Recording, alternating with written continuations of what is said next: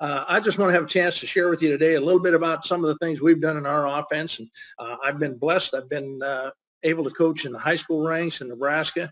I've been in the NAI ranks in multiple places at Kansas Wesleyan, Bethany College. I've been at the Division II situation at Colorado Mesa, at University of Nebraska-Kearney, at Black Hills State University's head coach. I've been at the 1AA level at Southeast Missouri and at Baylor with Coach Staff back in the 80s. And so I've had the chance to be at a lot of different levels. And one of the things that I believe, fellows, is just like all of you, you got to find what you believe in and then find the players that fit it and or adjust your system to allow your players to have success. In our system, basically today, I'm going to talk primarily in this session here about our stretch play and our midline and how we kind of marry those two together. And the reason that it's important to understand what you're trying to accomplish.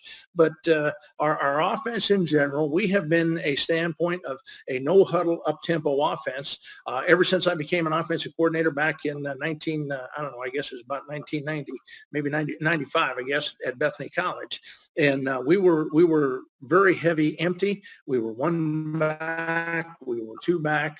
We combined a lot of different things. And so I've been blessed to have great success in all the places we've been, and we've had some outstanding players. When we started talking about our offense in general, we were a standpoint that we wanted to be a no-huddle. We want to be an up-tempo team. We are a run-first offense, even though a lot of people believe we are a pass-happy type team. Part of that is because when we look at different things, we're looking in our offense, and I'll try and show you a little bit of both things here, of some run game where it's just strictly run called, and we're going to try to hammer and pound the football. We're going to have some run options where it's a quarterback read, whether it's off a backside defensive end, whether on the inside zone, we're reading that in. We get some power read stuff that we run in our offense where it's a front side defensive end. So a variety of things that we're doing. And then that's kind of where we got into the midline of running and reading an interior player as well. But also then with the RPOs, we throw a lot of the things off the RPOs. Now, for us, the RPOs really tend to tie in against teams that we know we're going to see a whole lot more zone play. A lot of people get into some of the RPOs versus a lot of the man free, and that's okay. And there's certain things we will still do, and if we can win the route, we're going to take it, and those are primarily going to be slants or even takeoff routes. But a lot of people, when they get into some of the quick combination routes in their RPO game, we would rather change it where that is part of our run action or our play action pass game. And I've got in a couple of those when we get into a second session here where we get into a little bit of man free later on today. But for the most part, our RPOs, we really like to incorporate into the zone situation where we can kind of create the standpoint of putting that defender into a bind. If you're seeing a lot of man free, then we want to get into where it's a run read. And that's kind of where we got into some of the stretch stuff, where we could run it and we could run stretch to one side. We could run midline inside. We could run the inside zone where we're reading the backside in. So that's kind of where we got into. So as you start looking at things, understand exactly what you're trying to accomplish.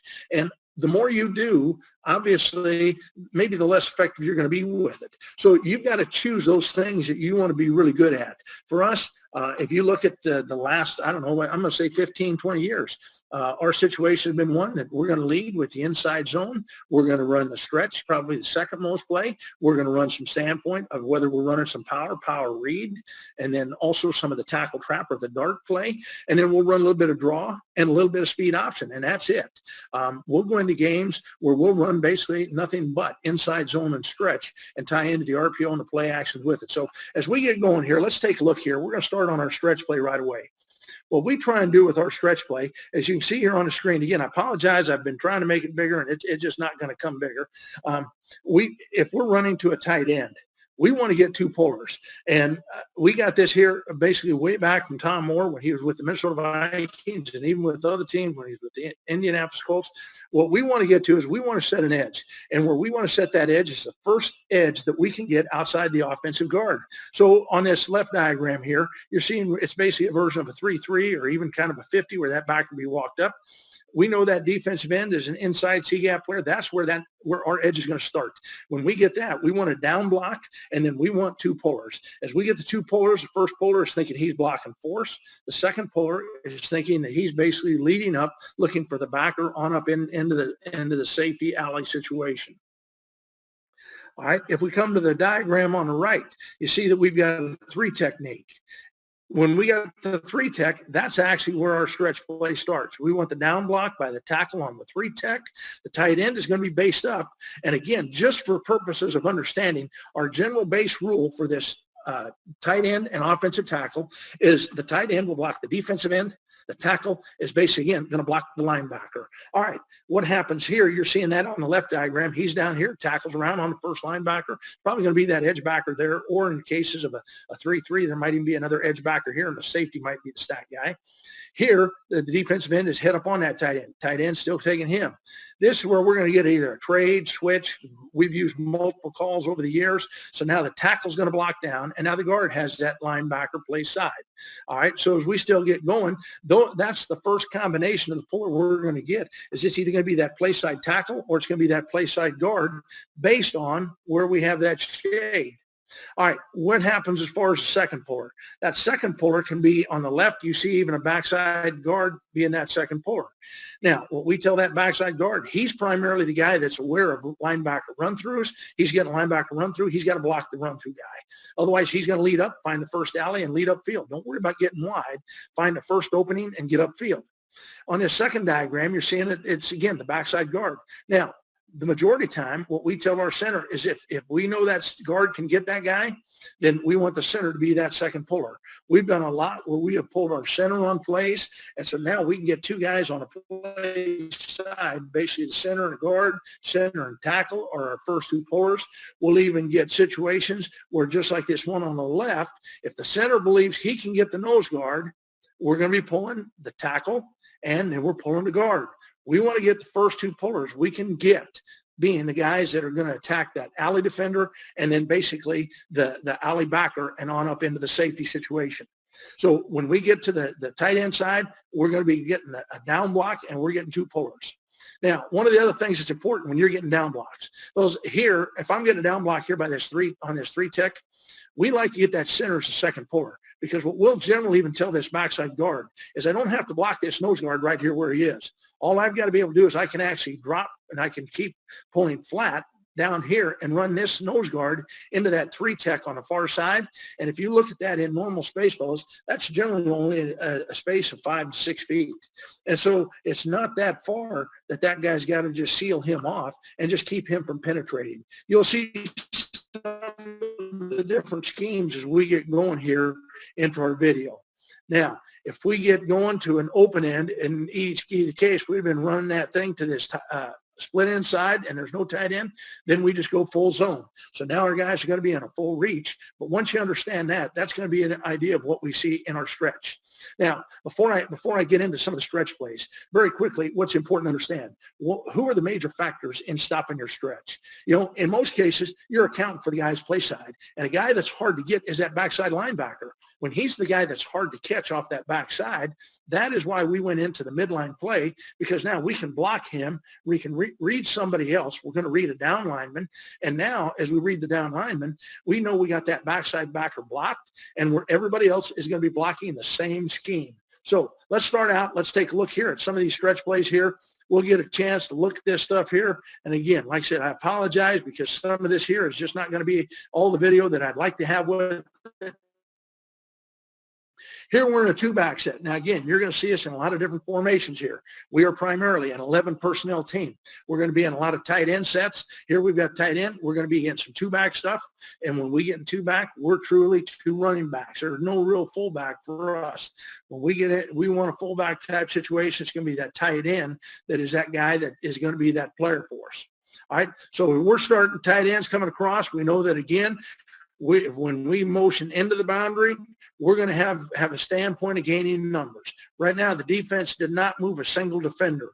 So as we start coming out here, what you're going to see is that tight end is going to be coming down. You see him on the down block right away. You see here we're getting our 2 pullers with the guard and tackle coming out. We're getting the wide receiver come down on a crack on the alley safety, and then running back is going to secure that safety on up to the corner. If we're going to miss somebody, we prefer to miss the corner. Number one, because he's the guy that's generally farthest away from the play. Number two, corners are on the field primarily to cover. They're not there to make tackles. The more he's coming up to make a tackle here, the easier it is for us to get behind a safety than it is to get behind a corner. So it helps us in a lot of fashion when number two, where this corner is a guy that's trying to make tackles out here.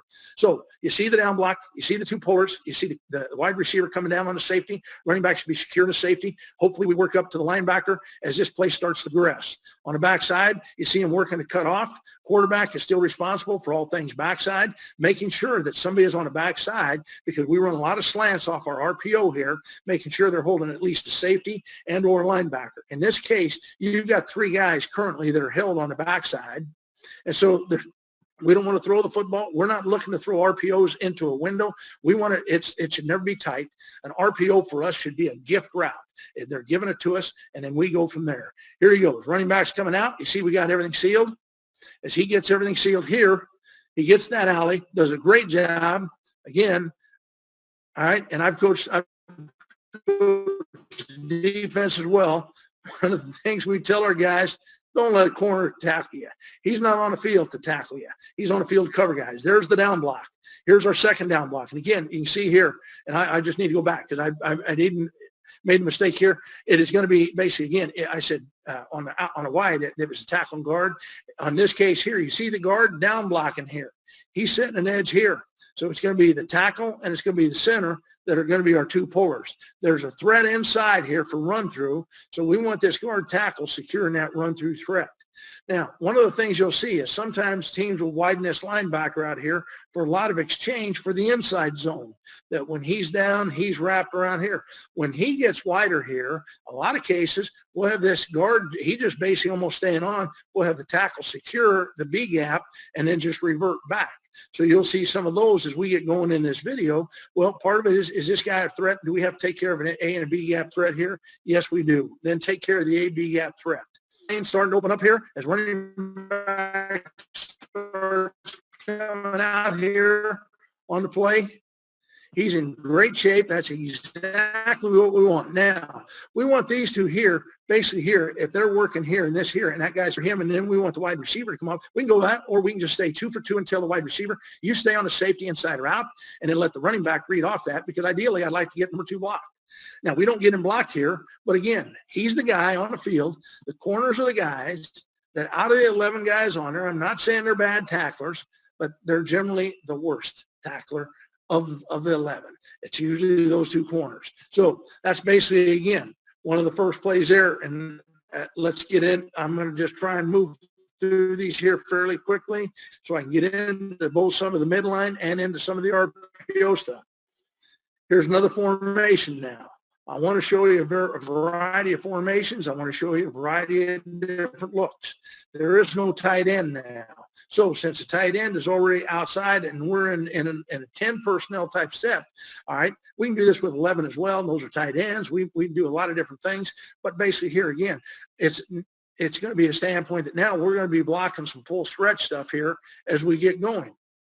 Okay, now we're going to block the alley. We're going to block basically man up here. We want the high safety to be the guy that come down the majority of times, because again, the more he's coming down, the more that opens up some of our power read, the more it opens up some of our stuff to the backside, and it certainly opens up our play action passing game. All right. Again, running back does a good job making the first guy miss. All right, now here we go. This is a similar formation here again. All right, so now as we're getting to the 4-1, now you see the quarterback again. We're in a standpoint here that we're in pistol. So now he's just going to reach and we're going to ride and come out here. One of the things I want to go through here, fellas, again, we have done a standpoint if we teach our running backs 1, 3, and 5 steps.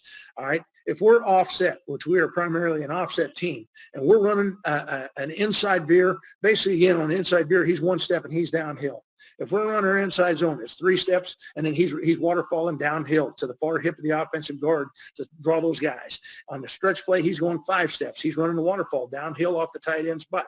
And again, being alert to where that first edge is. Move him back, and now instead of going 5 steps, he's going 3 steps, and he's still going to waterfall right on down into that same area. And what you'll find out, guys, is when you do that, you walk through that just on the field, it puts him in the exact same spot because he's deeper.